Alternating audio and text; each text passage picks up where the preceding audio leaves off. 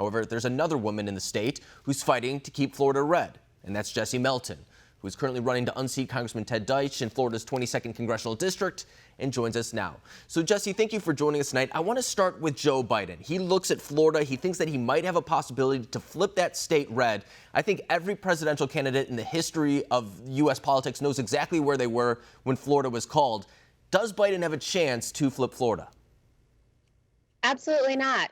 Thank you for having me. And he doesn't have a chance to flip Florida. We're very proud of our governor, Ron DeSantis, who holds conservative values and reacted, I think, better than the majority of governors in the country did with this COVID crisis.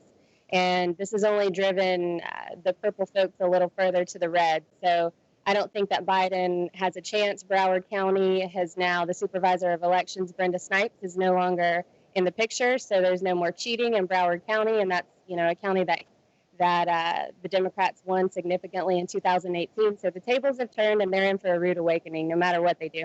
And when it comes to the issues in Florida, you bring up coronavirus, for example, and that seems to be a big one. A lot of people were saying very early on that Florida was supposed to be the big hot spot. But then Governor Ron DeSantis made the difficult decision to reopen the state. And it looks like right now the economic effects aren't as bad in Florida because of that. And we haven't seen the same surge exactly that a lot of people were predicting. So do you think that type of the response by the Republican governor plays into the Republicans' favor on all parts of the ticket, not only just for Governor DeSantis, but for President Trump and your race as well? Absolutely. I think people see that, free market and understanding of a constitutional right to weather the storm no matter what happens, even if it's a zombie apocalypse.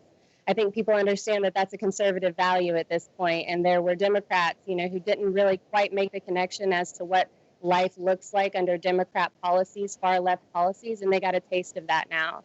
So I think that, it's one of those things you give them rope and they hang themselves, and that's exactly what they've done this cycle. So it's going to play very well for the Republican Party this cycle.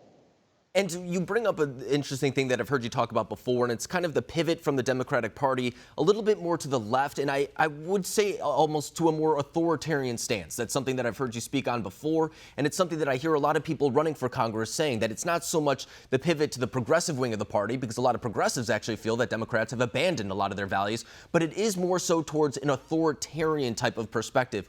Can you explain that a little bit for me and our viewers? Absolutely. Well, you look at what's happened with George Floyd. It was absolutely sickening, and that was a result of Democrat policies ushering in authoritarian government, creating an authoritarian state, a police state, and trying to weaponize the police force to enforce both the COVID restrictions and then also just generally speaking, you've got a separation of the police state and the welfare state. And they have created this monster. And now, people are exercising their right to protest. And my message to the folks that are protesting right now, they do have every right to protest. Looting and rioting, I don't think are effective, but the Second Amendment is in place for them, too, to overthrow a tyrannical government. And wars have been started over less. And I want to talk about that a little bit more, because it's interesting to me that we see almost two different types of protests taking place. One about the George Floyd example that you're talking about, but I've also seen it from those on the right as well recently, that being in response to lockdown orders. A lot of people are a little bit upset with some police across the country for enforcing what they say is something that's unconstitutional. Do you think that that is going to become a little bit more of a campaign issue, whereas in the past it was more so a little bit more bipartisan, I would say, but do you think that there is a little bit more scrutiny being applied to the police forces moving forward? Right, absolutely. I think, again, that, the Democrat, the socialist state has tried to weaponize the police force. And, I've got friends that are police officers here in Broward County, and Broward County officials were trying to tell them that, you have to enforce these unconstitutional rules. And he said, no, I'm not going to do it, and other officers said it's not worth losing my job over. So they've actually really put police officers and law enforcement in a very tough situation, and are using them, to weaponize and suppress the economy and win an election. And that's not going to go over well with the American people. No, and it's not an issue that I sympathize with necessarily. I don't envy those police officers because they're put in a very hard situation. They want to enforce the law of what they're being told to do, but at the same time, they're being told to essentially arrest people who aren't following the law. But then at the same time, they're being asked to release people from prison who may be a coronavirus threat. So I don't know if necessarily there's a very concerted and a very clear approach that they're being asked to follow through on. I don't envy the position of police officers right now.